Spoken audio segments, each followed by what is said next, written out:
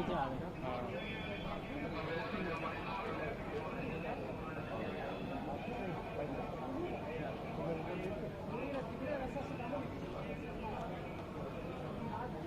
अगर जी आपका रास्ता कहाँ है? अरे सर बेफिक्र यही आपकी संख्या इतनी ज़्यादा लोग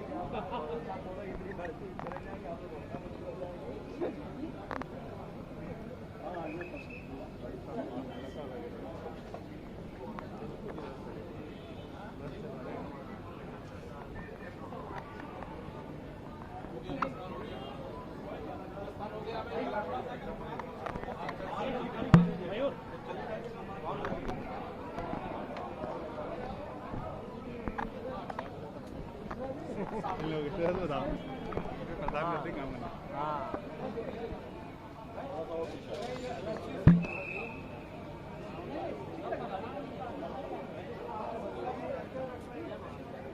चलो भाई चलो।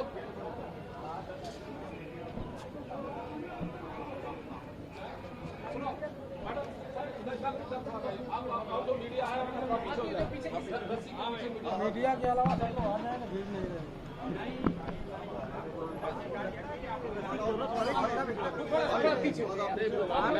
के लिए मैं व्यवस्था के मुताबिक थोड़ा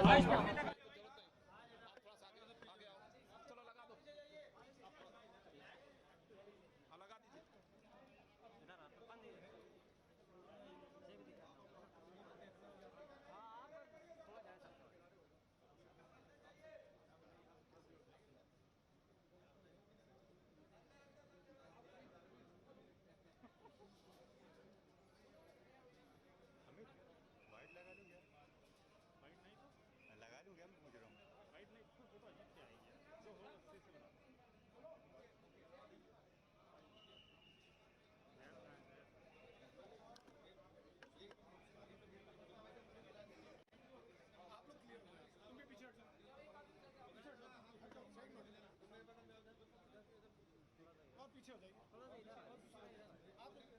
हम आप ही लोग को छोड़ दें, थोड़ा पीछे करो सर, थोड़ा सा भाई आप थोड़ा सा इधर आ जाइए, थोड़ा थोड़ा हो जाइए, इसकी उधर हो जाइए, इसके नीचे एक कदम है। हाँ भैया थोड़ा पीछे हो जाइए।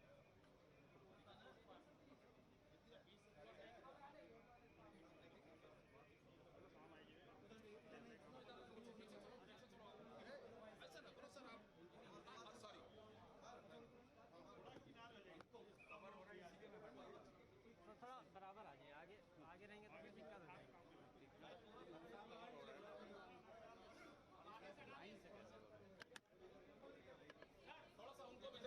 वही तभी मैं इधर जा रहा था। तो आप मेरे आगे आ जाएंगे। नहीं नहीं मैं इधर आ जाइए, आ जाइए।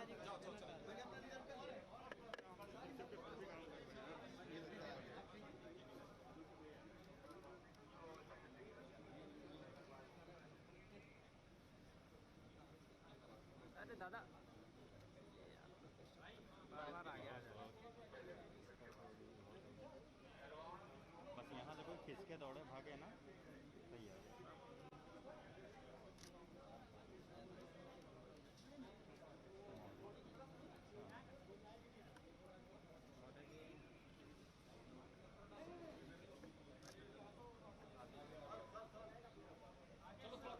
रास्ता तो लीड जाएगी पूरी आगे।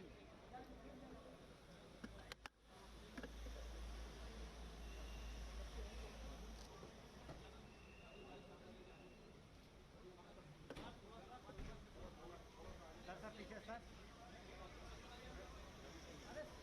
अरे सर पीछे आ जाइए सर आप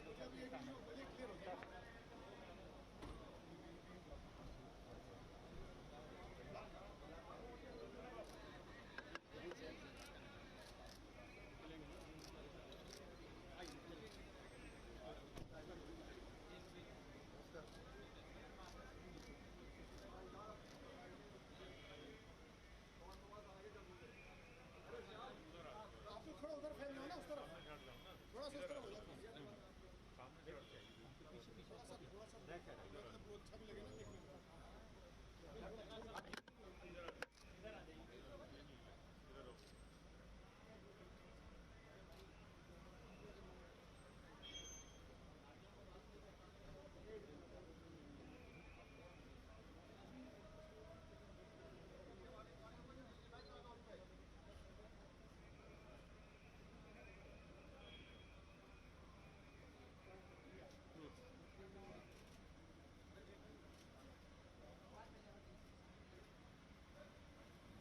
थोड़ा आगे साइड है यार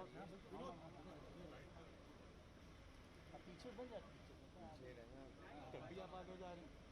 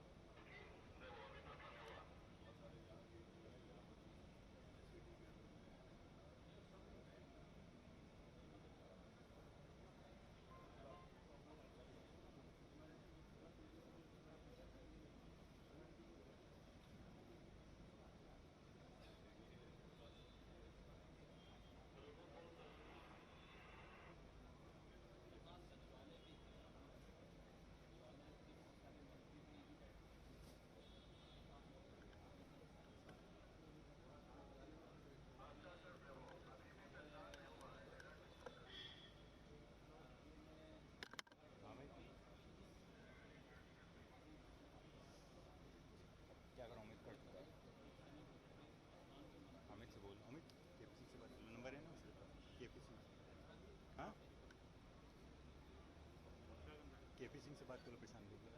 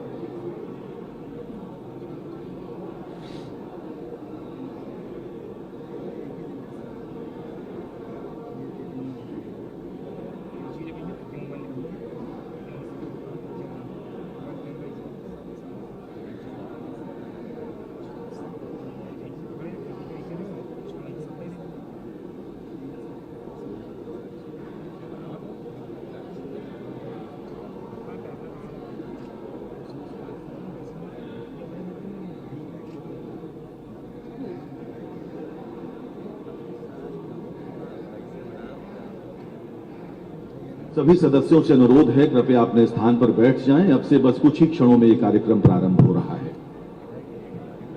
जब आप अपने स्थान पर बैठेंगे तभी विशिष्ट अतिथिगण पधारेंगे। आपसे विनम्रता पूर्वक अनुरोध है, कृपया सभी माननीय सदस्यगण अपना स्थान ग्रहण कर लें ताकि कार्यक्रम अविलंब प्रारंभ हो सके।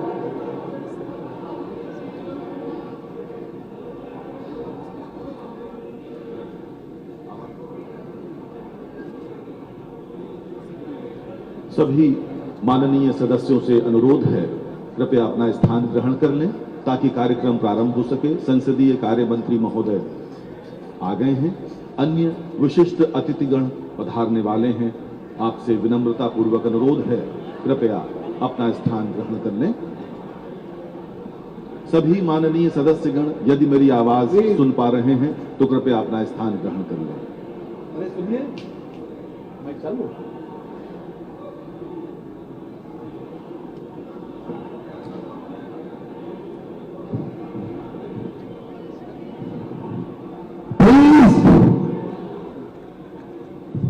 प्लीज आप सभी माननीय सदस्यों से अनुरोध है कि कृपया अपना स्थान ग्रहण कर लें। आज के हमारे मुख्य अतिथि आदरणीय श्री ओम बिरला जी आ चुके हैं, वो 1 मिनट में आने वाले हैं। प्लीज सभी माननीय सदस्यों से अनुरोध है, कृपया अपना स्थान ग्रहण कर अपनी सीट पर बैठ जाएं।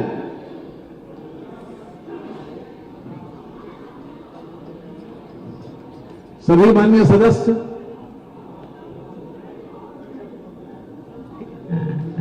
कृपया अपना स्थान ग्रहण कर लें, अपनी अपनी सीट पर बैठ जाएं प्लीज। बहुत बहुत धन्यवाद। वो 1 मिनट में आने वाले हैं। प्लीज अब मूवमेंट नहीं होना चाहिए, कृपया बैठ जाइए।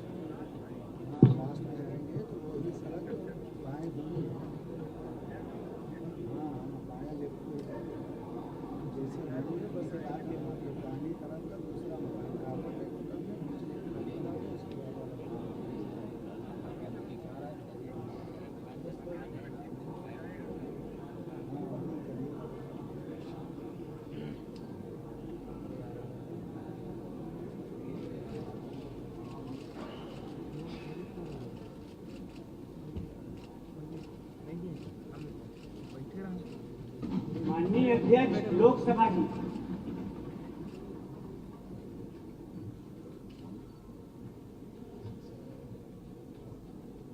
नमस्कार।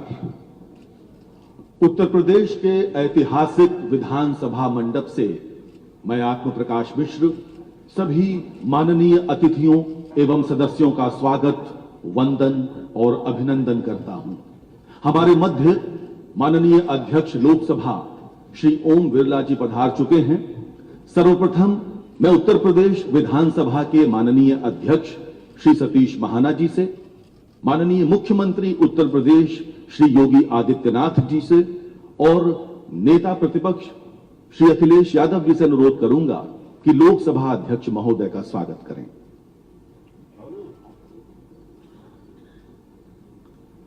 ये अद्भुत क्षण हैं उत्तर प्रदेश के विधानसभा में माननीय लोकसभा अध्यक्ष महोदय का स्वागत हो रहा है। स्वागत कर रहे हैं उत्तर प्रदेश विधानसभा के माननीय अध्यक्ष, उत्तर प्रदेश के मुख्यमंत्री श्री योगी आदित्यनाथ जी और नेता प्रतिपक्ष श्री अखिलेश यादव जी। लोकतंत्र का एक अनूठा चित्र आप सब देख रहे हैं।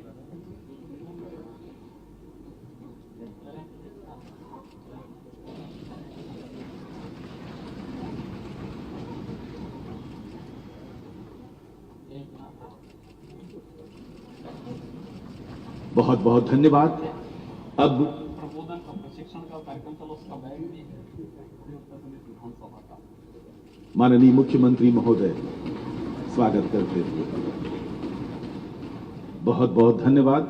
अब मैं अनुरोध करूंगा उत्तर प्रदेश के संसदीय कार्य मंत्री श्री सुरेश खन्ना जी से कृपया माननीय विधानसभा अध्यक्ष महोदय का स्वागत करें।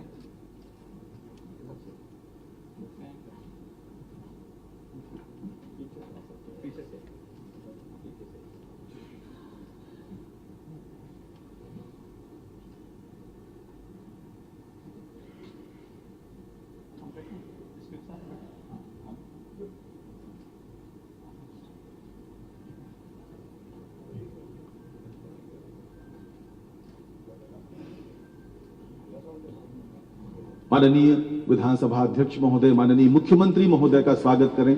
माननीय मुख्यमंत्री महोदय का स्वागत कर रहे हैं संसदीय कार्य मंत्री महोदय, कृपया माननीय मुख्यमंत्री महोदय का स्वागत करें। माननीय मुख्यमंत्री महोदय का स्वागत करते हुए संसदीय कार्य मंत्री महोदय, बहुत बहुत धन्यवाद, बहुत बहुत धन्यवाद। मैं प्रमुख सचिव विधानसभा श्री प्रदीप दुबे जी से अनुरोध करूंगा, कृपया संसदीय कार्य मंत्री महोदय का स्वागत करें।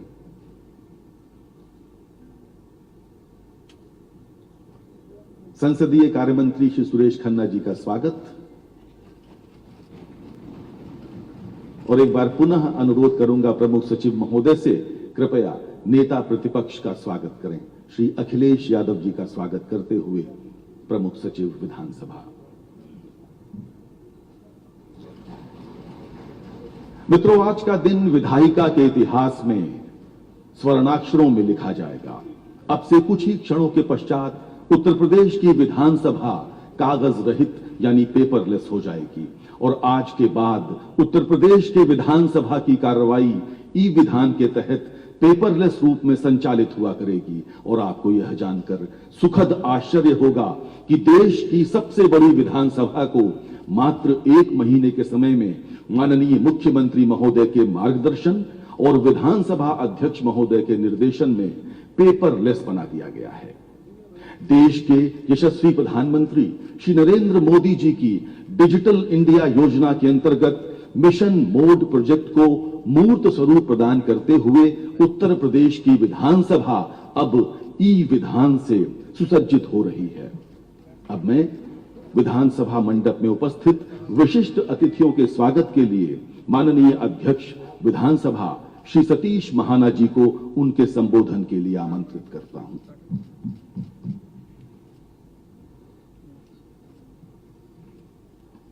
आज इस ऐतिहासिक क्षण पर जिस समय देश में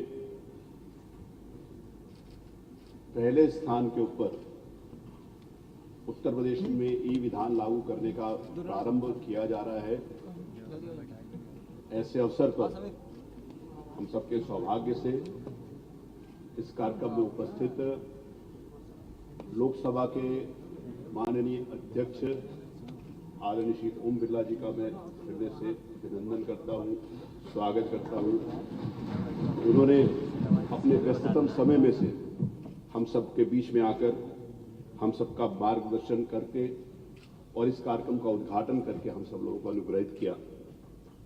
मैं इस अवसर पर माननीय मुख्यमंत्री जी का, जिनकी प्रेरणा और आशीर्वाद हम सबको प्राप्त है, माननीय मुख्यमंत्री जी के नेतृत्व में पेपरलेस विधानसभा प्रारंभ हो, इसके लिए विगत 1.5 महीने के अंतर्गत ही सारे का सारा स्वरूप बदलकर दिन रात उसकी मॉनिटरिंग करके आज जिस समय हम यहाँ पर एकत्र आए हैं, 23 तारीख को जो विधानसभा सत्र प्रारंभ हो रहा है, उसके पहले हम इसको पूरा कर सके, इसके लिए मैं माननीय मुख्यमंत्री का हृदय से आभार व्यक्त करता हूँ।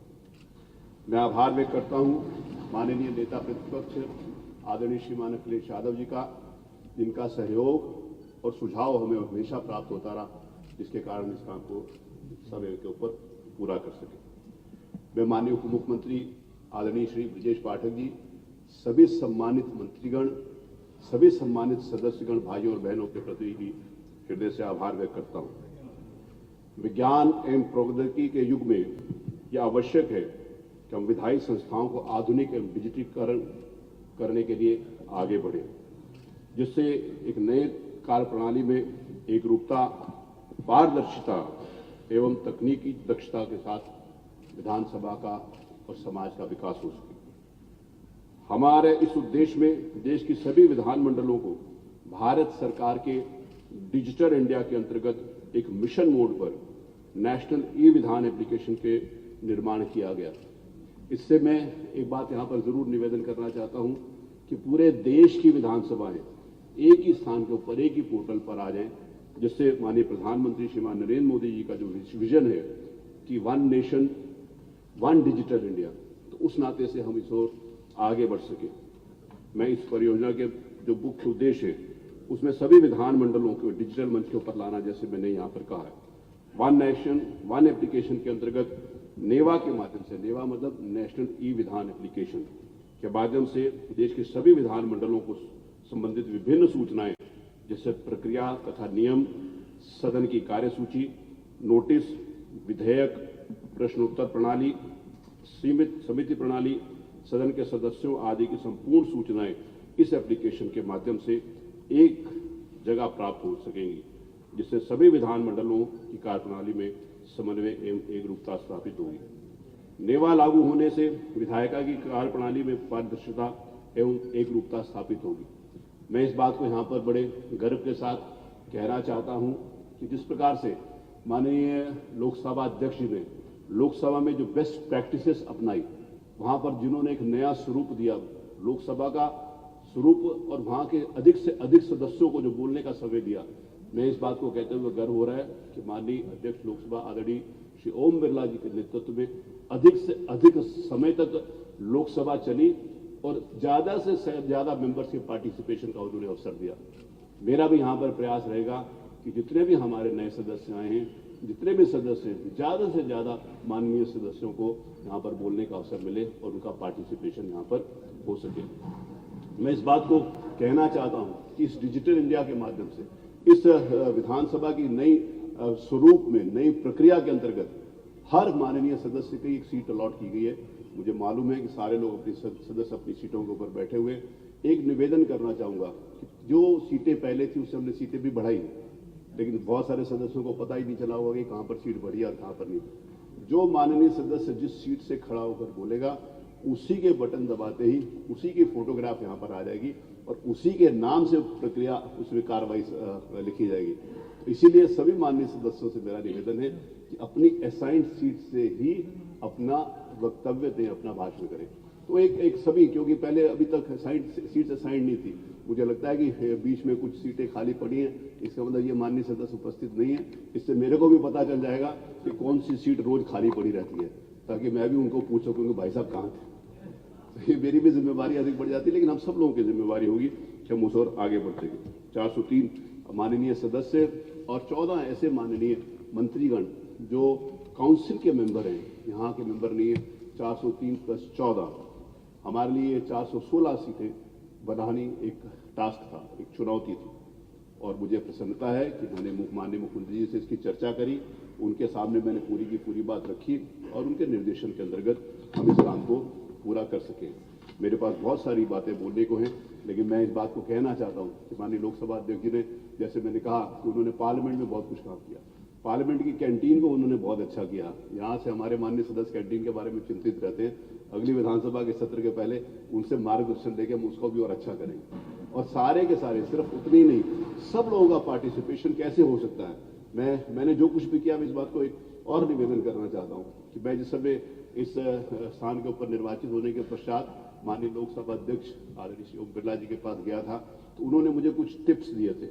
आज वो टिप्स साकार रूप में यहाँ पर सामने प्रदर्शित हो रहे हैं। इसके लिए माननीय अध्यक्ष जी को मैं हृदय से बहुत बहुत धन्यवाद देता हूँ और पुनः सभी माननीय सदस्यों का, माननीय अध्यक्ष लोकसभा, माननीय मुख्यमंत्री जी, माननीय नेता प्रतिपक्ष, माननीय हमारे संसदीय कार्य मंत्री, क्योंकि मैं इस बात को कह रहा हूँ संसदीय कार्य मंत्री भी हर दूसरे दिन आकर इसको देखते रहे और अपने बहुमूल्य सुझाव देते रहे, और सभी माननीय मंत्रीगण और सभी सम्मानित सदस्यगण को मैं हृदय से आभार व्यक्त करता हूँ कि आप सब लोग आए। मैं कल यहाँ पर इसी स्थान से सब हम लोग सारे सदस्य फिर 2 बजे उपस्थित होंगे, जिसमें हम इसकी ट्रेनिंग प्रोग्राम्स को आगे चलाएंगे, क्योंकि हम सब लोगों के लिए एक नई डिवाइस है, नई चीज़ है और सबको सीखना पड़ेगा। और सीखने में कभी भी किसी को संकोच नहीं करना चाहिए। जो सीखने में संकोच करता है वो पीछे छूट जाता है। तो कल 2 बजे फिर इसका हमारा NIC वाले इसका पूरा प्रेजेंटेशन देंगे, हमारे लोग भी रहेंगे। और इसके अलावा यहाँ पर नेवा सेवा केंद्र का भी कल माननीय मुख्यमंत्री जी ने उसका उद्घाटन किया है, वहाँ पर भी उपस्थित है। सदन के दिनों में और सदन के दिनों के अलावा भी वहाँ पर 60 माननीय सदस्यों को एक साथ भी प्रशिक्षण देने का वहाँ पर हमने व्यवस्था करी है, तो वहाँ पर भी आपका प्रशिक्षण हो सकता है। तो कल 2 बजे की सूचना देकर मैं पुनः एक बार सभी के प्रति हृदय से आभार व्यक्त करता हूँ और माननीय अध्यक्ष जी के प्रति विशेष रूप से आभार व्यक्त करते हुए उनके प्रति मैं नमन करता हूँ, उनका स्वागत करता हूँ। बहुत बहुत धन्यवाद। जय हिंद। धन्यवाद माननीय विधानसभा अध्यक्ष महोदय। अब मैं अनुरोध करूंगा माननीय लोकसभा अध्यक्ष श्री ओम बिरला जी से कि वे कृपया ई विधान और उत्तर प्रदेश की 18वीं विधानसभा के प्रबोधन का उद्घाटन करने की कृपा करें।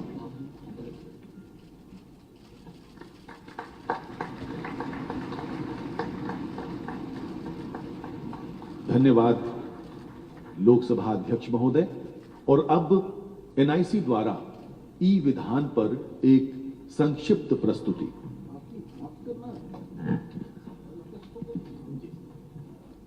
धन्यवाद। मैं NIC से राशिद हुसैन आपके समक्ष नेवा की संक्षिप्त प्रस्तुति करने जा रहा हूं।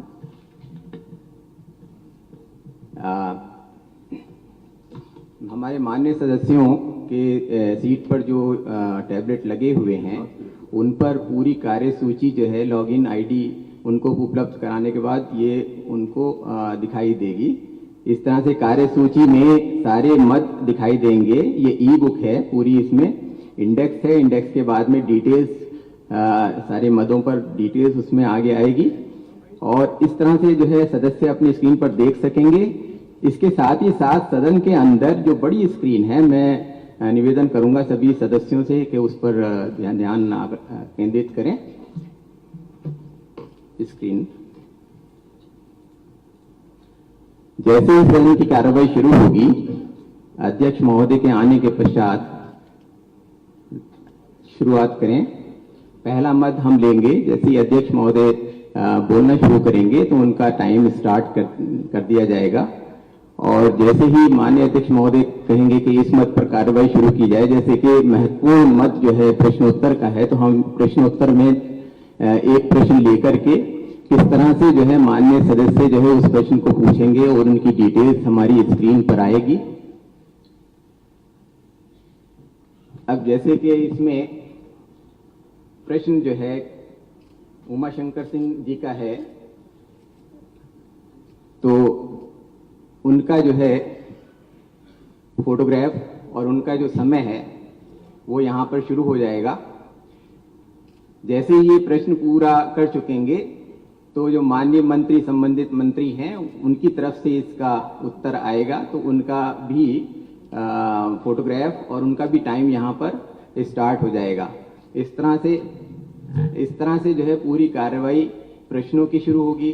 फिर उसके बाद में जो अन्य मद हैं उस पर भी इसी तरह से दिन भर इसकी कार्रवाई सदन की हम अपने इस स्क्रीन पर दिखाएंगे और माननीय सदस्यों को भी उनके स्क्रीन पर पूरी कार्यसूची उपलब्ध रहेगी और उसको वो लोग माननीय सदस्य जो है कर सकेंगे। ठीक, धन्यवाद। तो इस प्रकार ई विधान यहां पर कार्य करेगा। विद्वज्जनों, लोकतंत्र में सत्तारूढ़ दल एवं विपक्षी दल की अपनी अपनी महत्वपूर्ण भूमिका है और आज का ये विशेष कार्यक्रम और उस अवसर पर सजा हुआ मंच इसी भावना को बल प्रदान कर रहे हैं। अब मैं माननीय नेता प्रतिपक्ष विधानसभा श्री अखिलेश यादव जी को उनके उद्बोधन के लिए आमंत्रित करता हूं।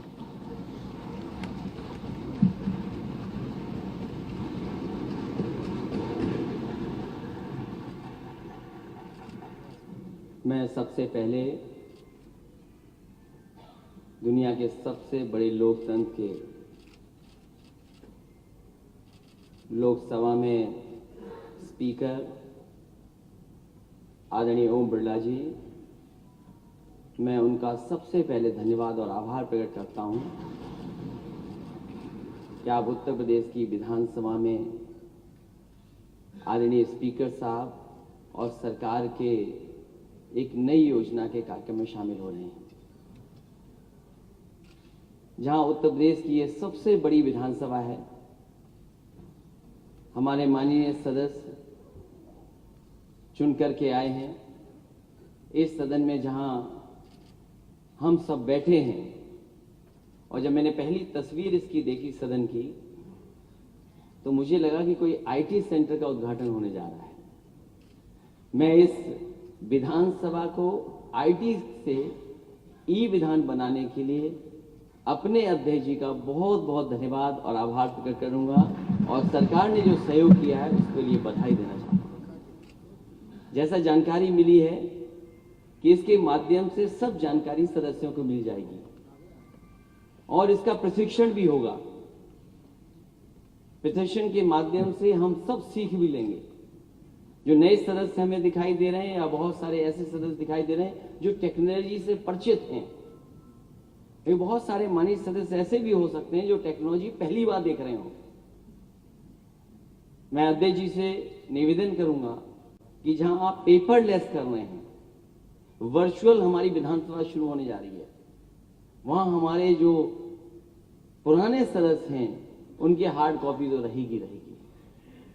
और जहां तक ट्रेनिंग की बात है, क्योंकि अब सभी सदस्यों को एक साथ ट्रेनिंग मिलेगी, मैं अध्यक्ष जी से निवेदन करूंगा कि मैं और मुख्यमंत्री जी की अलग कराइए ट्रेनिंग।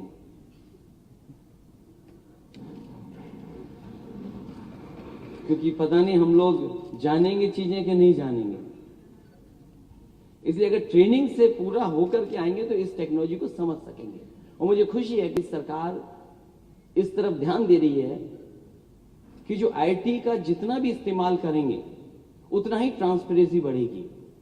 मुझे याद है जो पुराने स्पीकर थे हमारे, उन्होंने भी शुरुआत की थी कि विधानसभा में जो हमारी लाइब्रेरी है उसको ई लाइब्रेरी बनाया जाए, कैसे नेटवर्किंग हो सके, जो हम आपस में कंप्यूटर से जुड़ सकें। और आज एक कदम और आगे जा रहे हैं, जहां टेक्नोलॉजी मिलती रहेगी या टेक्नोलॉजी का बढ़ावा देंगे उतना ही हमारे काम करने में आसानी रहेगी। पूरा का पूरा एक जगह जानकारी मिलना।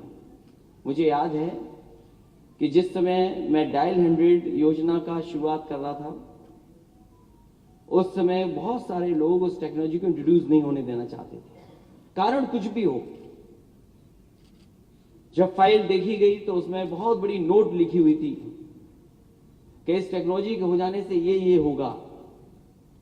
लेकिन मुझे अच्छी तरह याद है कि जो जो चीजें लिखी गई थी उन चीजों को जवाब देते हुए और डायल 100 को इंट्रोड्यूस किया गया। और मुझे खुशी है इस बात की कि देश में सबसे बेहतरीन रिस्पांस सिस्टम आज अगर किसी के पास है तो उत्तर प्रदेश के पास है। वहीं हेल्थ के सेक्टर में भी हेल्थ इंफॉर्मेशन शुरू किया गया था कि सीएससी में डॉक्टर अगर देख रहे हैं और देखने के साथ साथ उसको दवा क्या दी जा रही है। कई बार ऐसा होता था कि मरीज आए और डॉक्टर बैठे हैं, क्योंकि मरीज तब तक नहीं जाता जब तक उसको दवा नहीं मिल जाए। एक बार जब सरकार में थे तो मुझे जानकारी मिली कि मरीज बीमारी तो दिखा रहा है दूसरी और दवाई मिल रही है दूसरी। उस समय हेल्थ इंफॉर्मेशन जो सिस्टम लगा था उसके माध्यम से पता लग पा रहा था कि आखिरकार वहां सीएससी में हो क्या रहा है। इसी तरह जितनी भी टेक्नोलॉजी का इस्तेमाल होगा, मैं समझता हूं ट्रांसपेरेंसी, अकाउंटेबिलिटी, और जब हम लोग इस्तेमाल करेंगे तो शायद करप्शन भी कहीं ना कहीं हम दूर कर सकेंगे। मुझे याद है एग्रीकल्चर डिपार्टमेंट में जिस समय डीबीटी सिस्टम को लागू किया जा रहा था, एजुकेशन विभाग बहुत ज्यादा तैयार नहीं था।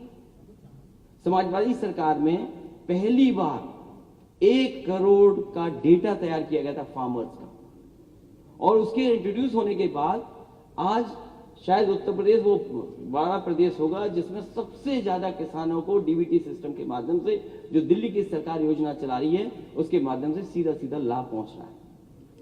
इसलिए मैं अध्यक्ष जी को बधाई दूंगा, सरकार के मुख्यमंत्री जी को बधाई दूंगा कि आपने टेक्नोलॉजी को इंट्रोड्यूस किया है।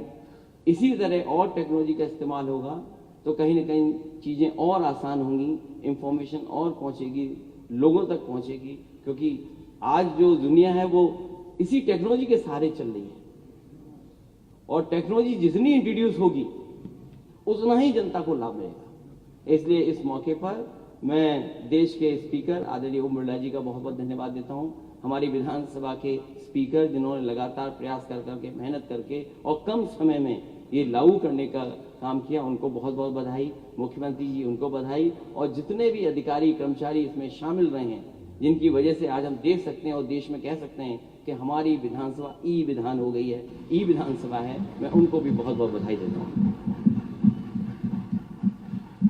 धन्यवाद माननीय अखिलेश यादव जी। सुधीजनों, इस वर्ष हम आजादी का अमृत महोत्सव मना रहे हैं। पिछले 75 वर्षों से हमारा लोकतंत्र वर्ष प्रति वर्ष निखर रहा है, मजबूत बन रहा है। इस श्रृंखला में विशेष रूप से आज का दिन अति विशेष है। वन नेशन वन एप्लीकेशन की परिकल्पना वाला ई विधान अब उत्तर प्रदेश विधानसभा का अभिन्न अंग बन चुका है। आज के कार्यक्रम को गरिमा के उच्च शिखर की ओर ले जाते हुए अब मैं माननीय मुख्यमंत्री श्री योगी आदित्यनाथ जी को उनके संबोधन के लिए आमंत्रित करता हूं।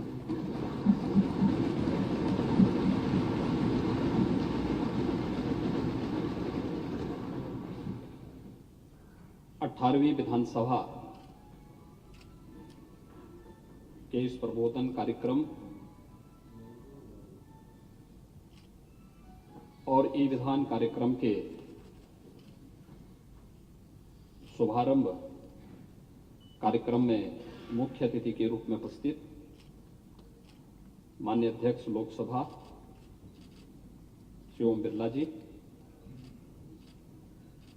उत्तर प्रदेश विधानसभा के माननीय अध्यक्ष श्री सतीश महाना जी, नेता प्रतिपक्ष श्री अखिलेश यादव जी, संसदीय कार्य मंत्री श्री सुरेश खन्ना जी, सभी माननीय सदस्यगण,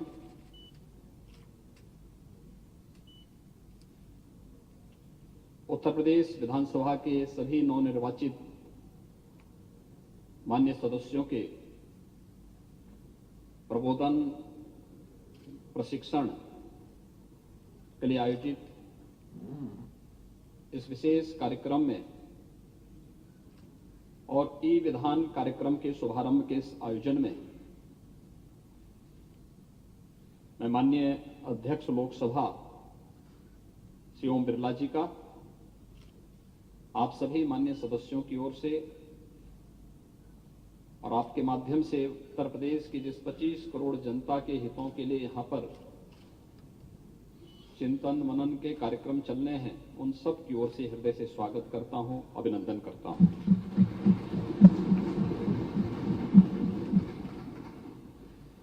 यह हम सब का सौभाग्य है कि आदरणीय प्रधानमंत्री श्री नरेंद्र मोदी जी ने डिजिटल इंडिया के माध्यम से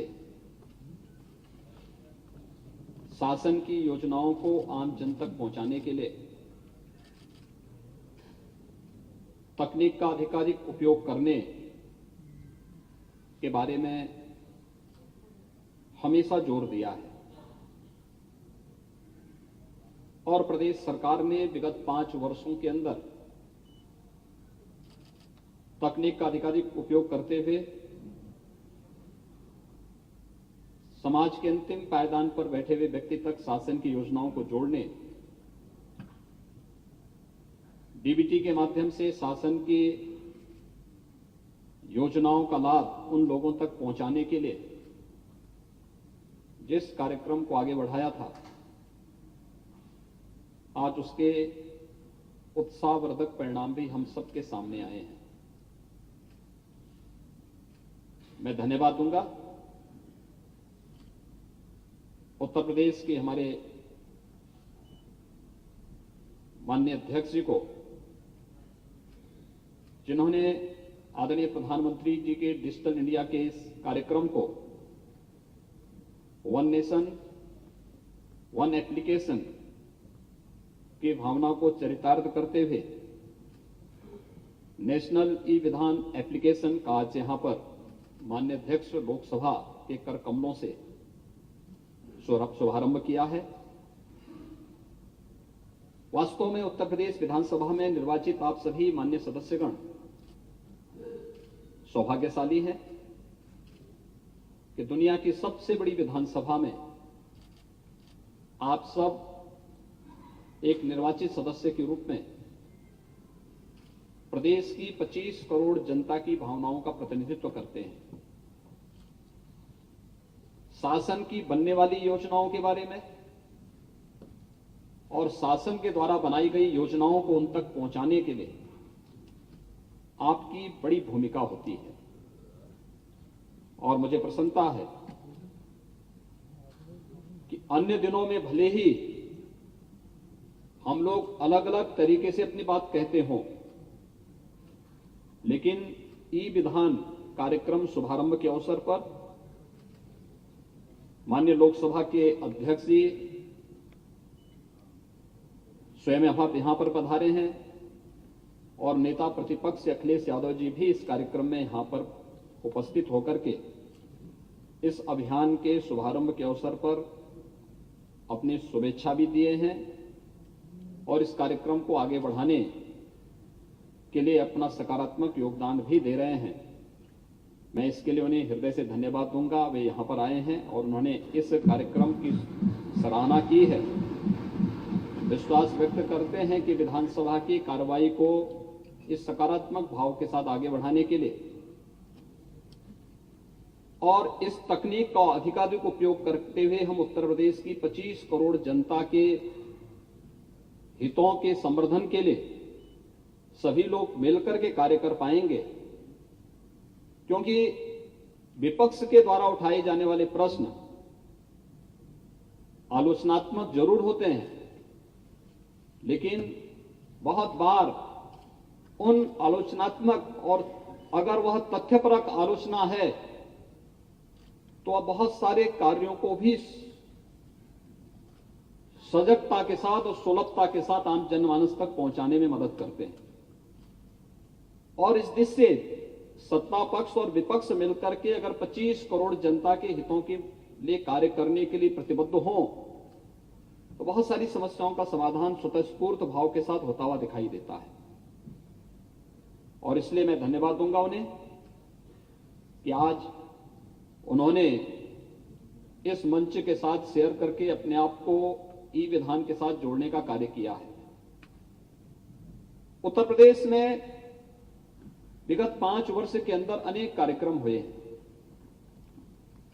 हमने 2 वर्ष पहले ही पेपरलेस बजट भी इसी माननीय सदन में हमारी सरकार ने प्रस्तुत किया था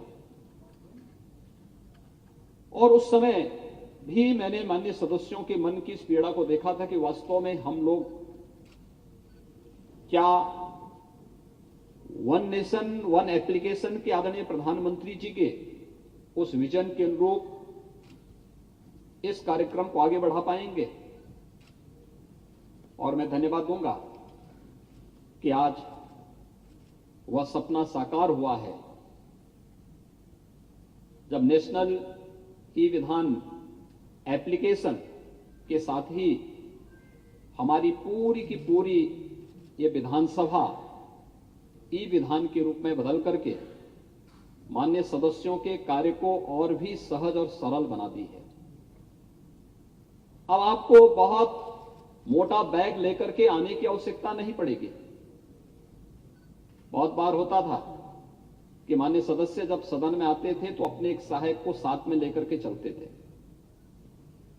और बहुत बार तो इस बात को लेकर के सुरक्षा कर्मियों के साथ उनकी बकझक होती थी कि साहब मेरा बैग लेकर के अंदर तक मेरा सहायक जाए।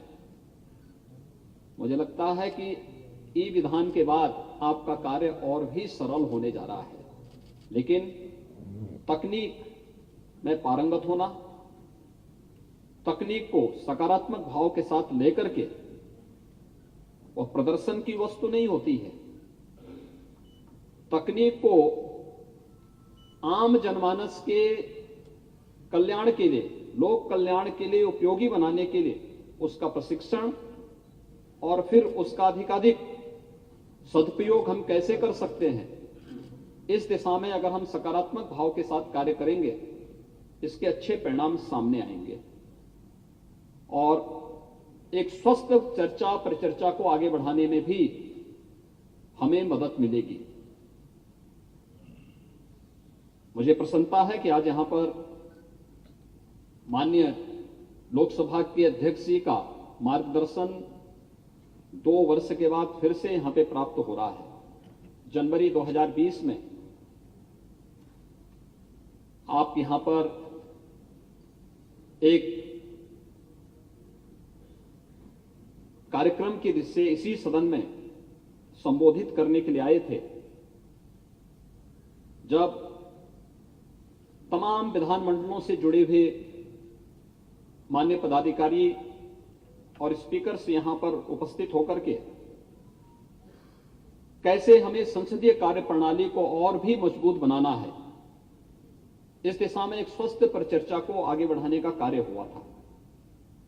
17वीं विधानसभा इस दिशा से बहुत समृद्धशाली रही। यद्यपि 2 वर्ष का कार्यकाल हम लोगों का वैश्विक महामारी कोरोना से जूझते हुए उसके प्रबंधन में व्यतीत हुआ, लेकिन उस संकट के दौर में भी,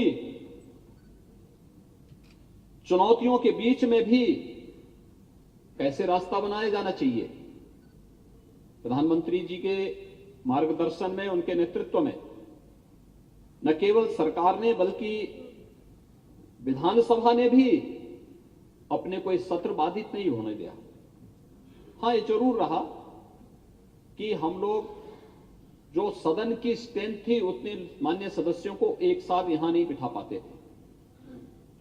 हमने वर्चुअल जुड़ने की भी परमिशन दी है। जो बड़े बड़े स्क्रीन लगे हुए हैं, इसी बात के लिए उस समय भी स्थापित किए गए थे कि हम इस स्क्रीन का उपयोग कर सकें और कोई मान्य सदस्य जो 60 साल से ऊपर का है, पहले से किसी बीमारी से ग्रसित है, अगर वह चाहे या अस्वस्थता की स्थिति में है तो वह चाहे तो वर्चुअली भी जुड़ करके सदन की कार्रवाई का में भागीदार बन सकता है। और उस समय भी सदन का कार्य हो सकता है कि हमने सदन की कार्यप्रणाली को नियमित चलाया।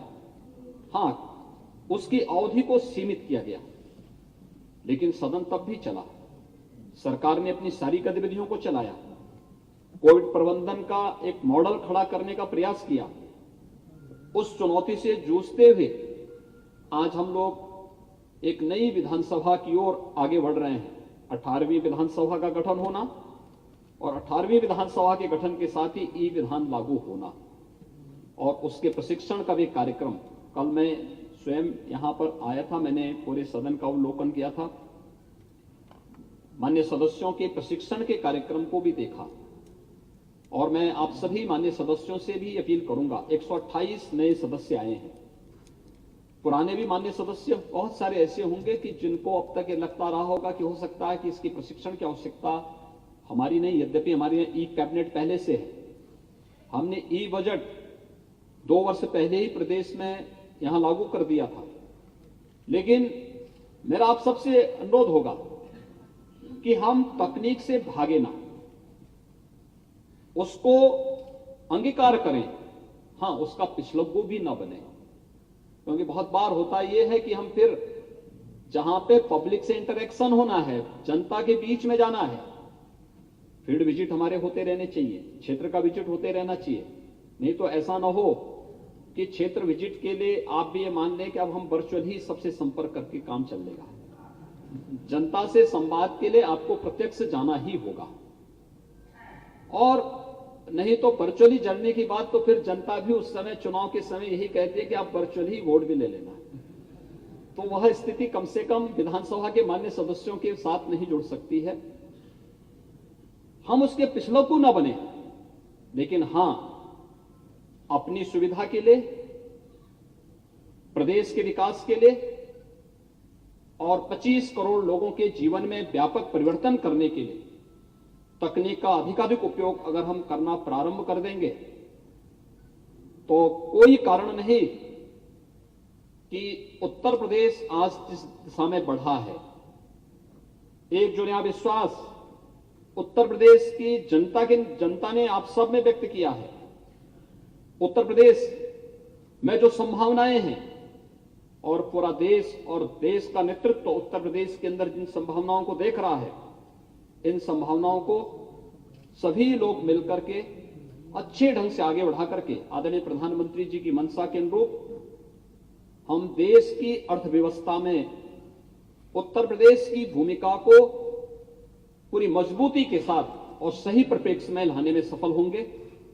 प्रशिक्षण के इस कार्यक्रम की अवधि के दौरान आप माननीय सदस्यगण अवश्य इसका प्रशिक्षण लें, सभी माननीय मंत्रीगण भी इसका प्रशिक्षण लें और प्रशिक्षण के साथ जुड़ करके ई विधान का लाभ लें और फिर इसका उपयोग प्रदेश के विकास और प्रदेश की 25 करोड़ जनता के हितों के संवर्धन में हम लोग अवश्य करें। इस विश्वास के साथ मैं माननीय अध्यक्ष लोकसभा जी का यहां पर उनका हृदय से स्वागत करता हूं, अभिनंदन करता हूं। आप सबके इस प्रशिक्षण कार्यक्रम के प्रति और ई विधान के प्रति मैं माननीय विधानसभा के अध्यक्ष जी को हृदय से धन्यवाद देता हूं।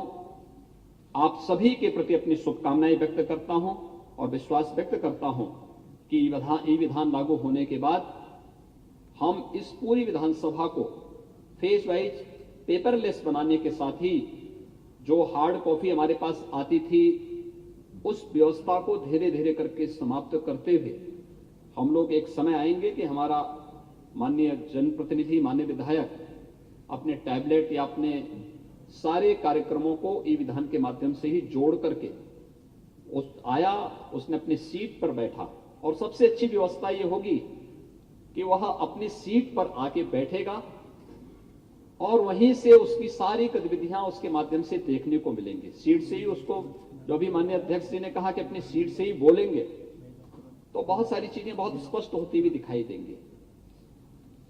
मैं 17वीं विधानसभा में भी कहा था और फिर मैं कहूंगा कि संसदीय लोकतंत्र की दृष्टि से हमारी लोकसभा, हमारी संसद एक उत्कृष्ट उदाहरण प्रस्तुत करती है और हमें संसदीय कार्यप्रणाली को आगे बढ़ाने के लिए लोकसभा की कार्य पद्धति को अधिकाधिक उपयोग करना होगा, प्रशिक्षण लेना होगा। मान्य सदस्यों को सदन की, लोकसभा की कार्रवाई कैसे चल रही है, राज्यसभा की कार्रवाई कैसे चलती है, इसको देखना होगा। आवश्यकता पड़ती है तो वहां फिजिकली जाकर के हम लोग देखें कैसे क्वेश्चन आवर में कैसे क्वेश्चन होते हैं, सदस्य, एक मान्य सदस्य कितना अपने प्रश्न पर कितने सप्लीमेंट्री क्वेश्चन पूछ सकता है। प्रश्न एक मान्य सदस्य ने पूछा है, लेकिन अन्य कितने सदस्य उस पर सप्लीमेंट्री पूछने की सुविधा ले सकते हैं और 1 घंटे के अपने क्वेश्चन आवर को हम कैसे अधिक से अधिक समृद्धशाली बना सकते हैं, इससे अधिक से अधिक मान्य सदस्यों को मौका मिल सके या किसी भी मुद्दे पर चर्चा को आगे बढ़ाने के लिए उसको हम प्रभावशाली तरीके से आगे कैसे बढ़ा सकते हैं, नए सदस्यों को कैसे मौका मिलना चाहिए, इन सभी मुद्दों को लेकर के ई विधान के साथ ही 18वीं विधानसभा इन सभी कार्यक्रमों को लेकर के स्वस्थ संसदीय प्रक्रिया को आगे बढ़ाने में भी हम लोग सफल होंगे इस विश्वास के साथ कि 17वीं विधानसभा में कुछ कार्यक्रम आगे ऐसे चले थे। खासतौर पर हमने सस्टेनेबल डेवलपमेंट गोल्स पर 36 घंटे तक उत्तर प्रदेश विधानसभा में विशेष चर्चा हुई थी और मुझे लगता है कि किसी भी राज्य विधानमंडल की यह पहली चर्चा थी जिसने 36 घंटे तक निरंतर चर्चा को चला करके गरीबी उन्मूलन के लिए, शिक्षा के क्षेत्र में क्या परिवर्तन हो सकते हैं, सबको स्वास्थ्य के लक्ष्य को कैसे आगे बढ़ाया जा सकता है, कृषि और जल संसाधन के क्षेत्र में क्या कुछ किया जा सकता है, स्किल डेवलपमेंट और रोजगार उपलब्ध कराने में कैसे हम योगदान दे सकते हैं, इन सभी मुद्दों पर व्यापक चर्चा हुई थी। उसके लिए मंत्रिमंडल के समूह बनकर के उन कार्यक्रमों को हम लोगों ने आगे बढ़ाने का काम भी किया, काफी कार्यक्रम आगे भी बढ़े। ऐसे ही राष्ट्रपिता महात्मा गांधी की 150वीं जयंती कार्यक्रम के अवसर पर भी विधानमंडल का विशेष सत्र आहूत किया गया था। यह कार्यक्रम हमारी स्वस्थ संसदीय प्रणाली को व्यक्त करने का भी एक माध्यम था और चर्चा परिचर्चा के माध्यम से हम अपने संसदीय सामान्य रूप से औपचारिक कार्यक्रमों के इतर भी अन्य विषयों पर भी हम गंभीर चर्चा को आगे बढ़ा सकें। ये कार्यक्रम भी यहां पर चले थे और यह हमारे लिए सौभाग्य की बात है कि जब उत्तर प्रदेश विधानसभा जो देश की और दुनिया की सबसे बड़ी विधानसभा है, जब इस विधानसभा को हम ई विधान के रूप में परिवर्तित कर रहे हैं, यह वर्ष आजादी का अमृत महोत्सव का वर्ष भी है। हम सब जानते हैं आदरणीय प्रधानमंत्री जी ने पूरे देश को इस संकल्प के साथ जोड़ने का कार्य किया है। खासतौर पर उन्होंने इस बारे में कहा है कि अमृत महोत्सव आजादी के 75 वर्ष हम पूरे करने जा रहे हैं। आत्मावलोकन करने का एक अवसर तो हमें दे रहा है, लेकिन साथ साथ हम अगले 25 वर्ष की एक व्यापक कार्य योजना लेकर के चले, अमृत काल इसे मान करके चले। विगत 8 वर्ष के दौरान क्या कुछ हुआ देश के अंदर, इसको जाने और अमृत काल के रूप में आगामी 25 वर्षों की कार्य योजना समाज का हर तबके का व्यक्ति, एक माननीय सांसद, एक माननीय विधायक,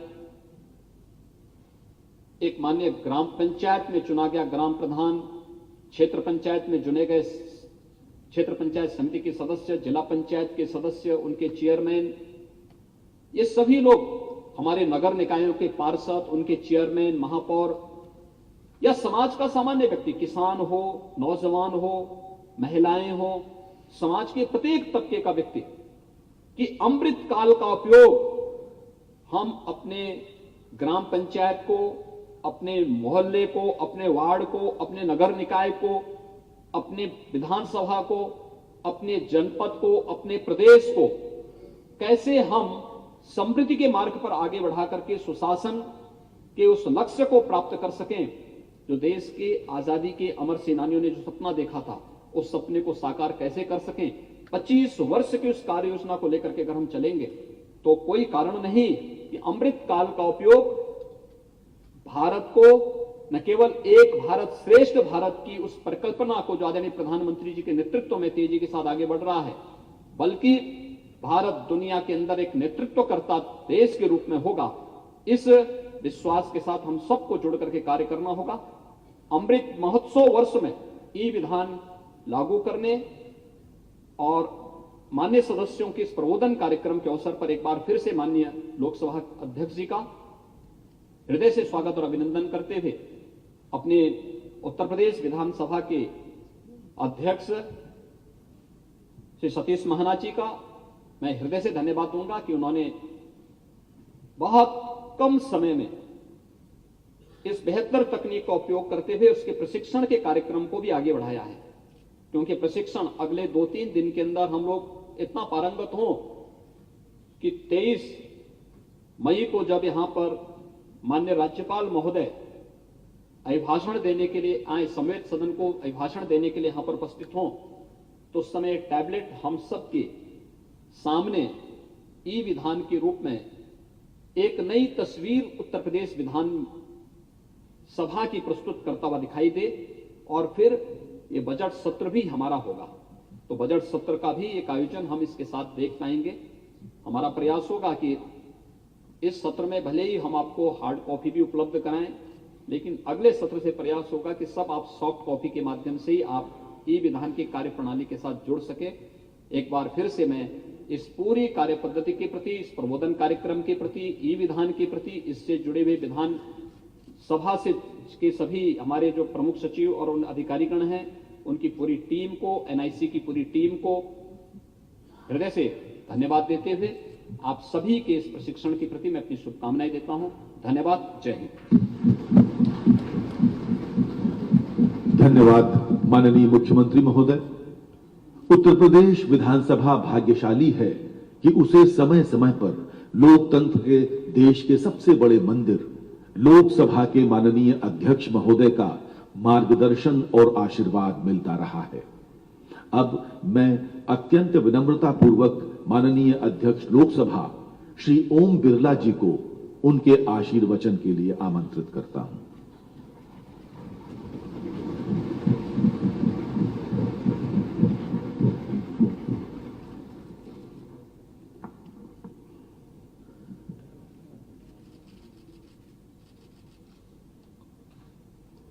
आज के कार्यक्रम में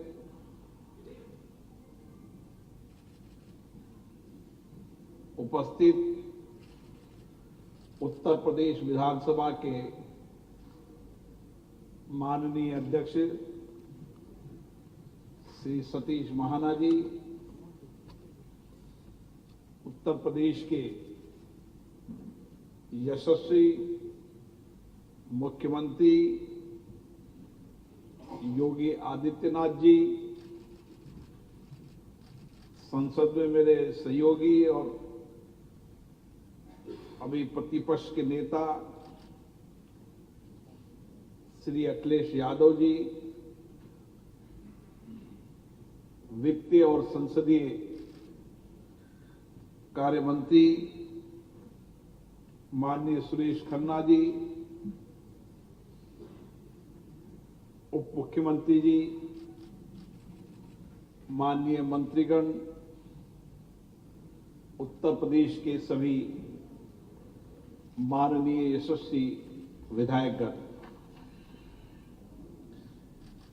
देश की राजनीतिक और सांस्कृतिक हृदय स्थली उत्तर प्रदेश गोमती नदी के पावन तट पर, जहां देश की अलग अलग नदियां मिलती है, एक ऐतिहासिक प्रदेश, एक गौरवशाली प्रदेश की राजधानी लखनऊ में आकर मुझे बहुत प्रसन्नता हो रही है। उत्तर प्रदेश प्राचीन काल से ही हमारी सांस्कृतिक, आध्यात्मिक, बौद्धिक और राजनीतिक चेतना का केंद्र रहा है। भारत के स्वतंत्रता संग्राम के आंदोलन से लेकर अभी तक उत्तर प्रदेश की इस पवित्र भूमि में हमारे सभी राजनेताओं ने उत्तर प्रदेश के विकास के लिए यशस्वी काम किए हैं। मैं इस मौके पर उत्तर प्रदेश के माननीय मुख्यमंत्री योगी आदित्यनाथ जी को बधाई देता हूं, जिन्होंने पुनः मुख्यमंत्री के रूप में, सदन के नेता के रूप में अपना दायित्व संभाला है। बहुत अपेक्षाएं, आशाएं, विश्वास के साथ जनता ने योगी आदित्यनाथ जी के नेतृत्व में सरकार को मौका देने का प्रयास किया है। मुझे आशा है कि मुख्यमंत्री जी के नेतृत्व में, सदन के नेता के रूप में इस प्रदेश के समावेशी विकास के लिए सभी दलों को साथ लेकर उत्तर प्रदेश के सर्वांगीण विकास के लिए उनका योगदान रहेगा और देश के अंदर उत्तर प्रदेश सामाजिक आर्थिक परिवर्तन का एक नया युग शुरू करेगा। मैं इस मौके पर हमारे विधानसभा के अध्यक्ष सतीश महाना जी को भी अभिनंदन करता हूं कि उन्होंने उत्तर प्रदेश के अध्यक्ष के रूप में अपना दायित्व संभाला है। उनका राजनीतिक संसदीय एक दीर्घ अनुभव रहा है। मुझे आशा है इस अनुभव का लाभ सभी माननीय विधायकों को मिलेगा और उनके सतत मार्गदर्शन में ये विधानसभा अपने पूर्व अध्यक्षों के रूप में एक गौरव को अनुभव करेगी। उत्तर प्रदेश के अंदर 47 से ज्यादा माननीय महिला विधायक, 128 से ज्यादा माननीय नए विधायक और 200 से ज्यादा फिर चुनकर आए विधायक, उन सभी माननीय विधायकों का जो 18वीं विधानसभा के अंदर चुन के आए हैं, मैं हार्दिक अभिनंदन करता हूं, स्वागत करता हूं। मुझे आशा है सभी माननीय विधायक इस गौरवशाली विधानसभा की परंपराओं को, उच्च मर्यादाओं को, गरिमा को बनाए रखेंगे और किस तरीके से सामूहिक रूप से मिलकर इस उत्तर प्रदेश का समावेशी विकास हो, सर्वांगीण विकास हो, उसके लिए अपना योगदान निश्चित रूप से देंगे। साथियों,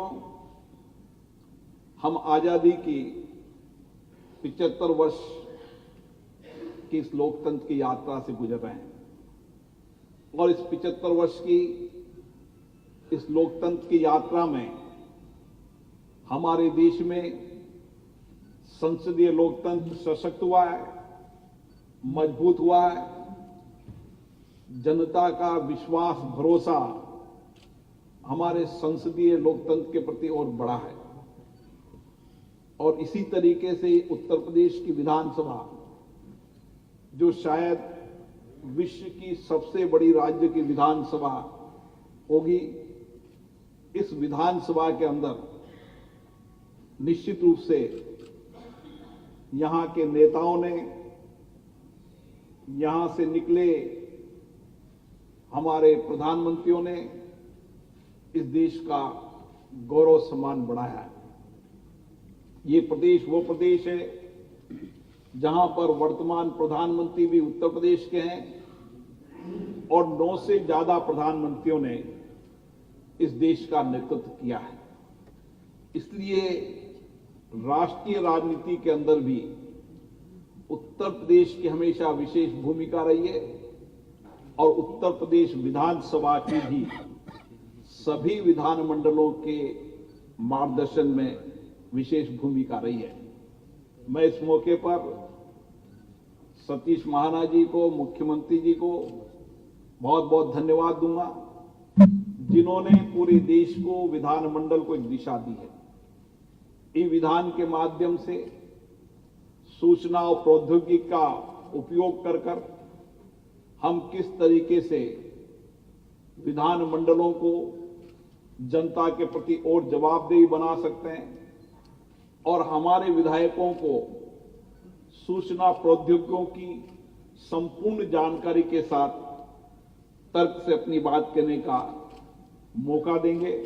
निश्चित रूप से आज जो ई विधान और कंप्यूटराइज का शुभारंभ हुआ है, निश्चित रूप से सूचना और प्रौद्योगिकी का लाभ हमको भी मिलेगा और प्रदेश की जनता को मिलेगा। साथियों, भारत दुनिया का सबसे बड़ा लोकतंत्र है। जब आजादी प्राप्त हुई थी तो हमारे सामने एक चुनौती थी कि हम शासन चलाने की कौन सी पद्धति अपनाएं, लेकिन हमारे मनीषियों ने उत्तर प्रदेश में विशेष रूप से जवाहरलाल नेहरू ले लें, बाबा साहब अम्बेडकर ले लें, तमाम नेताओं ने बड़ी सूझबूझ के साथ संसदीय प्रणाली अपनाई। आज दुनिया के अंदर शासन चलाने की सर्वश्रेष्ठ पद्धति है तो संसदीय लोकतंत्र की प्रणाली है। और इसीलिए मैं कह सकता हूं कि इस समय हमारी बड़ी जिम्मेदारी हो जाती है कि हम किस तरीके से इस संसदीय लोकतंत्र के माध्यम से अपने दायित्वों को निभाते हुए जनता की अपेक्षाएं, आकांक्षाएं, विश्वास, भरोसे को कायम रखें। जनता ने बहुत विश्वास के साथ, भरोसे के साथ आपको चुनकर भेजा है और प्रतिनिधि सभा के रूप में आप लाखों लोगों का प्रतिनिधित्व करते हैं। किस तरीके से आप उनकी चिंताओं को, उनके अभावों को, उनकी कठिनाइयों को, उनको समस्याओं को सदन के माध्यम से सरकार तक पहुंचाएं। ठीक कहा मुख्यमंत्री जी ने कि ये सदन एक ऐसा केंद्र है जहां पर पूरे राज्य की जनता की भावनाओं का, 25 करोड़ लोगों की भावनाओं की, उनकी चिंताओं की, उनके अभावों की, उन कठिनाइयों का अगर एक साथ एक जगह उन सबका समावेश हो सकता है तो विधानसभा और संसद में हो सकता है। और इसीलिए इन विधान मंडलों का हम किस तरीके से चर्चा और संवाद के अंदर सार्थक उपयोग करें ताकि समाज में अंतिम व्यक्ति जो बैठा है उसकी अभावों को, उनकी चिंताओं को, उनके आंख के आंसुओं को हम पहुंच सकें और उसके जीवन के अंदर एक सामाजिक आर्थिक परिवर्तन ला सकें। बाबा साहब अम्बेडकर जी ने सही कहा था कि हमें राजनीतिक लोकतंत्र के साथ साथ हमें सामाजिक लोकतंत्र भी लाना पड़ेगा। अगर हम राजनीतिक लोकतंत्र को मजबूत बनाना चाहते हैं तो हमें सामाजिक लोकतंत्र को मजबूत करना होगा, तभी देश के अंदर राजनीतिक लोकतंत्र मजबूत होगा। समाज के सभी लोगों की, वंचित, गरीब, पीड़ित, शोषित व्यक्तियों की आवाज हमारी विधानसभा में हमारे प्रतिनिधि बनते हैं और शासन भी उन वंचित, गरीब, अभाव लोगों की समस्याएं जो सदन में उठती है उसका सार्थक रूप से, सकारात्मक रूप से लेकर अपनी नीतियों और कार्य योजनाओं को बनाता है। और इसीलिए मुझे आशा है कि इस विधानसभा की जो गौरवशाली परंपरा रही है, परिपाटियां रही है, यहां के नियम प्रक्रियाएं रही है, उन नियम प्रक्रियाओं, परिपाटी, परंपराओं का आप उपयोग कर समाज के अंतिम व्यक्ति तक के जीवन को परिवर्तन करने के लिए एक सार्थक चर्चा और संवाद करें। ये सदन चर्चा और संवाद के केंद्र होनी चाहिए। जितनी चर्चा होगी, संवाद होगी, बातचीत होगी, तर्क होंगे, उतने ही हम उस मंथन में से अमृत निकालकर उस जनता का कल्याण कर पाएंगे। इसीलिए संसदीय प्रणाली चर्चा और संवाद का केंद्र है। मैं इसलिए विशेष रूप से आपसे आग्रह करता हूं, हमारे पीठासीन अधिकारियों के सम्मेलन में भी इस बात की चिंता की है कि धीरे धीरे जिस तरीके से सदनों में हंगामा, नारेबाजी, तख्तियां, जिसके कारण सदनों की गरिमा गिरती जा रही है, सदन की गरिमा बनाने की जिम्मेदारी हमारी है।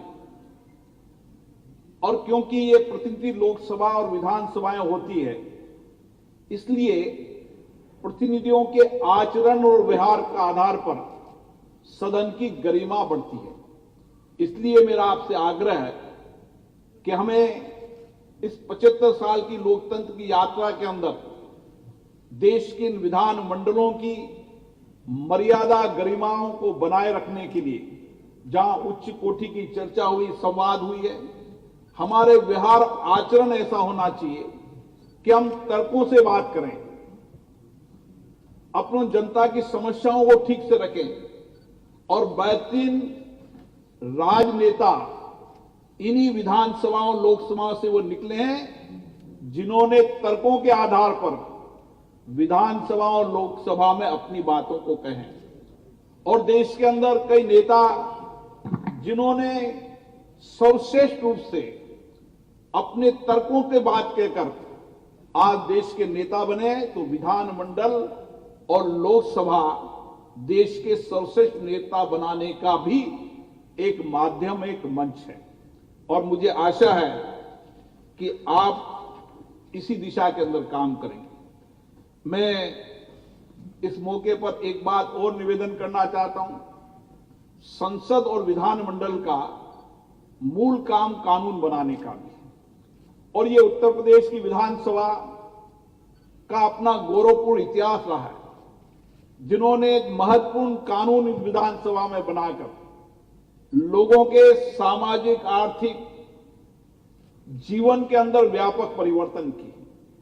उनको संवैधानिक अधिकार के साथ उनका जीवन सरल हो, सहज हो, कानून की मदद के माध्यम से उनको त्वरित गति से न्याय मिल सके, इसके लिए इस विधानसभा का गौरवपूर्ण इतिहास रहा है। और इसलिए मेरा आपसे आग्रह है कि कानून बनाते समय हमें व्यापक चर्चा करना चाहिए, संवाद करना चाहिए। कानून बनाने के पहले भी हम जनता से इनपुट लें, जनता से संवाद करें। जितनी अच्छी कानून बनाने में चर्चा संवाद होगा, तर्क होंगे, सरकार को भी मार्गदर्शन मिलेगा और जिस जनता के कल्याण के लिए कानून बना रहे हैं उस जनता का भी कानून बनने से कल्याण होगा। देश की सरकार हो चाहे राज्य की किसी भी दल की सरकार हो, हर सरकार का एक ही मकसद रहता है कि हम कानून बनाकर लोगों को संवैधानिक अधिकार दें, न्याय का अधिकार दें, जो जीवन में उनकी कठिनाइयां, परेशानियां दैनिक जीवन में आती है उसको सरलता दें। और इसीलिए अब कानून बनाते समय जिस तरीके से चर्चा संवाद की कमी आ रही, वह हमारे लिए चिंता का विषय है। मैं आपसे आग्रह करना चाहता हूं कि हमारे नए माननीय विधायक हैं, उनको पुरानी चर्चाएं, डिबेटें, उनका भी अनुभव प्राप्त करना चाहिए, क्योंकि ई विधानसभा होने के बाद और जिस तरीके से हमने एक प्रयास किया है, एक देश एक विधायी प्लेटफॉर्म, जिस पर आपको पूरी देश की विधानसभाएं, लोकसभा, राज्यसभा, सारे सदनों की कार्रवाई आपको एक प्लेटफॉर्म पर मिलने लगेगी। और आप देख सकते हैं कि किस तरीके से किस कानूनों पर किस तरीके की चर्चा हुई, संवाद हुई।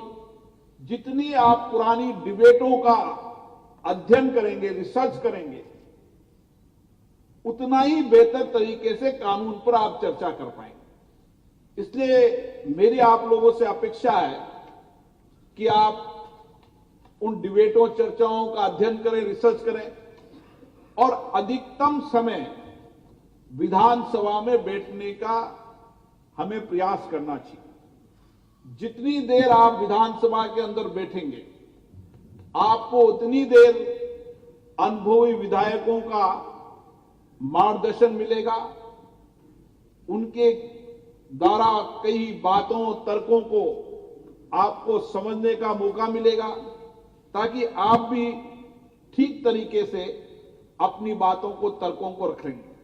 क्योंकि मैं अभी नया अनुभव देख रहा हूं कि विधानसभा के अंदर बैठने की उपस्थिति की संख्या कम होती जा रही है।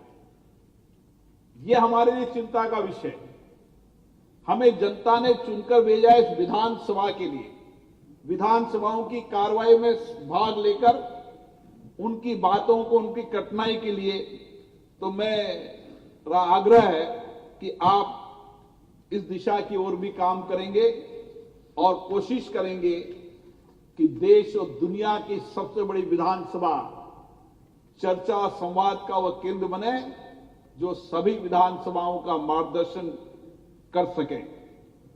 मैंने माननीय अध्यक्ष जी से निवेदन किया है कि हम किस तरीके से जब नई टेक्नोलॉजी का उपयोग कर रहे हैं, सूचना प्रौद्योगिकी का उपयोग कर रहे हैं, इतने कम समय के अंदर, इस 1.5 महीने के अंदर माननीय अध्यक्ष महोदय ने माननीय मुख्यमंत्री जी के मार्गदर्शन में जिस तरीके से ई विधान और पेपरलेस विधानसभा की ओर कदम बढ़ाए, निश्चित रूप से उसी दिशा के अंदर हमारी लाइब्रेरी, हमारा संग्रहालय देश और दुनिया का सबसे सर्वश्रेष्ठ संग्रहालय होना चाहिए।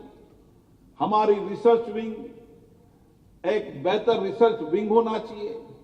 हम हमारे विधायकों की कैपेसिटी बिल्डिंग कैसे कर सकते हैं, उसके लिए समय समय पर देश के बड़े बड़े विभागों का समय समय पर प्रबोधन कार्यक्रम होना चाहिए, ताकि हम हमारे कैपेसिटी बिल्डिंग करते हुए हमारे विधायकों की तर्क चर्चा को तीव्र संवाद के रूप में परिवर्तन कर सकें, एक बेहतर चर्चा संवाद कर सकें। इसके लिए उनकी कैपेसिटी बिल्डिंग के लिए भी हमें व्यापक प्रयास करने की आवश्यकता है। साथियों, जैसा कि नेता सदन ने बताया, प्रतिपक्ष के नेता ने भी बताया कि सूचना प्रौद्योगिकी का जितना उपयोग शासन और प्रशासन में होता है, उतनी शासन और प्रशासन में पारदर्शिता आती है। उसी तरीके से हम भी अगर विधानसभाओं के अंदर जितना सूचना प्रौद्योगिकी का उपयोग करेंगे, उतना ही अच्छा तर्क संवाद चर्चा कर पाएंगे।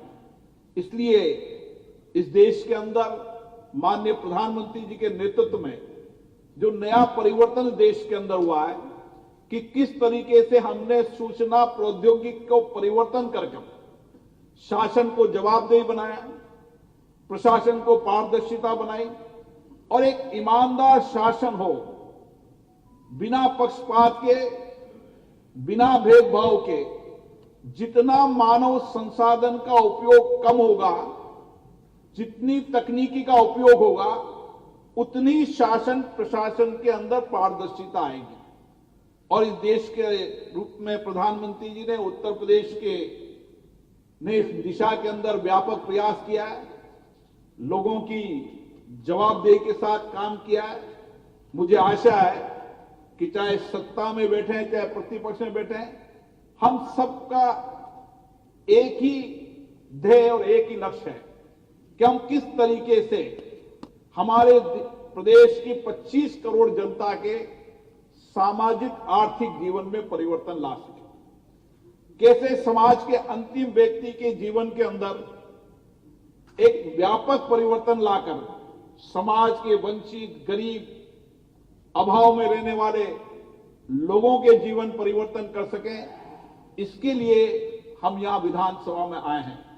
मुझे आशा है इस विधानसभा में इसी दायित्वों का हम निर्वहन करते हुए प्रदेश के समावेशी विकास के लिए अपनी संपूर्ण ऊर्जा से, अपने कठोर परिश्रम से, निष्ठा से, प्रतिबद्धता के साथ, एक सकारात्मक चर्चा के साथ इस प्रदेश का व्यापक विकास करेंगे और आने वाले समय के अंदर इस देश और दुनिया के अंदर, इतना बड़े राज्य के अंदर हम किस तरीके से समावेशी रूप में संपूर्ण क्षेत्र का, सभी लोगों का विकास करने के लिए इस विधानसभा के अंदर सामूहिकता के साथ मिलकर काम करेंगे।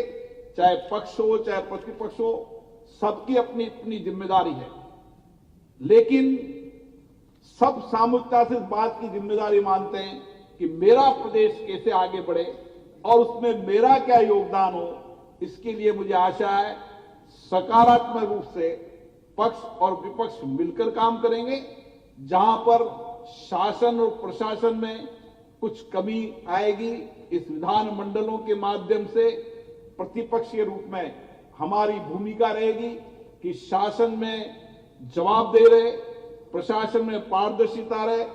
इसके लिए भी हम सजग प्रतिनिधि के रूप में काम कर सामूहिकता के साथ, सामूहिक उत्तरदायित्व के साथ, सामूहिक संकल्प के साथ इस उत्तर प्रदेश को देश का सबसे आर्थिक सामाजिक परिवर्तन करने वाला प्रदेश और सबसे सर्वांगीण विकास, क्योंकि आज देश के अंदर उत्तर प्रदेश का व्यक्ति हर राज्य के अंदर है और जिस कठोर परिश्रम के साथ वह जिस राज्य में रहता है उस राज्य के विकास में उसका योगदान रहता है। और दुनिया के जितने भी देशों के अंदर मैं गया हूं, वहां भी उत्तर प्रदेश के लोगों का उस देश के विकास में भी बहुत बड़ा योगदान है। इसलिए हमारी ज्यादा जिम्मेदारी बन जाती है कि हम इस सामूहिकता के साथ मिलकर इसको काम को करेंगे। आप सभी को पुनः बहुत बहुत धन्यवाद, बहुत बहुत शुभकामनाएं, बहुत बहुत बधाई।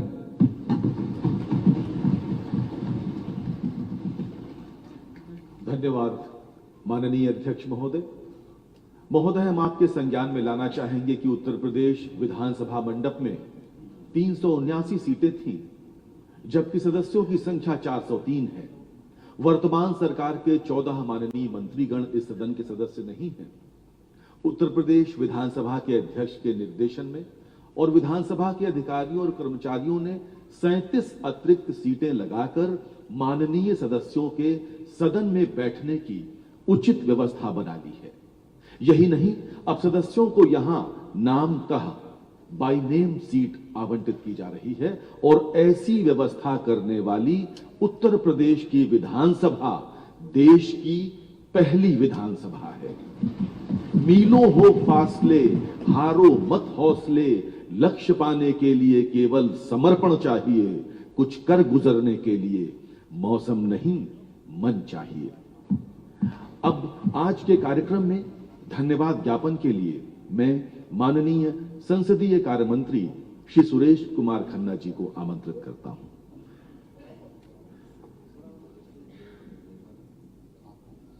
आज के कार्यक्रम के मुख्य आकर्षण और लोकसभा के माननीय अध्यक्ष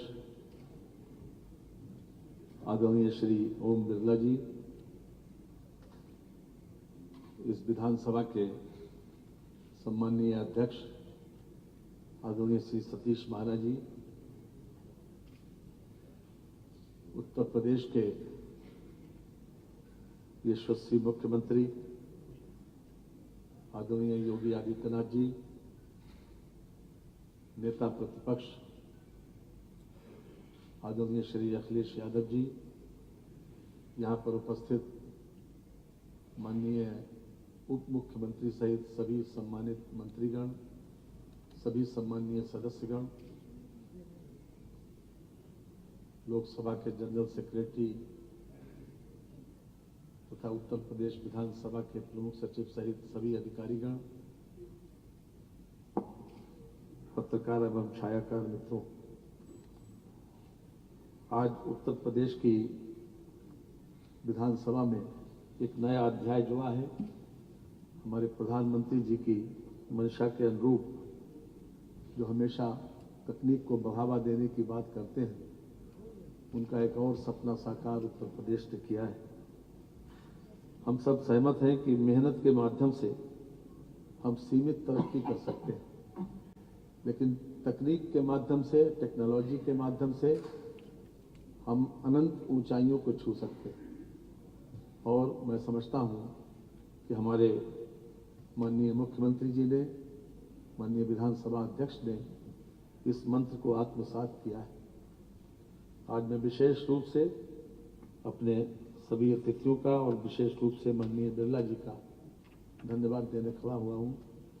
राजस्थान के शूरवीरों की धरती से पधारे, जहां का इतिहास शौर्य और वीरता से भरा है। लोकसभा के वर्तमान अध्यक्ष जो कि विधानसभा में, राजस्थान की विधानसभा में 3 बार सदस्य के रूप में रह चुके हैं और दूसरी बार भारत की लोकसभा के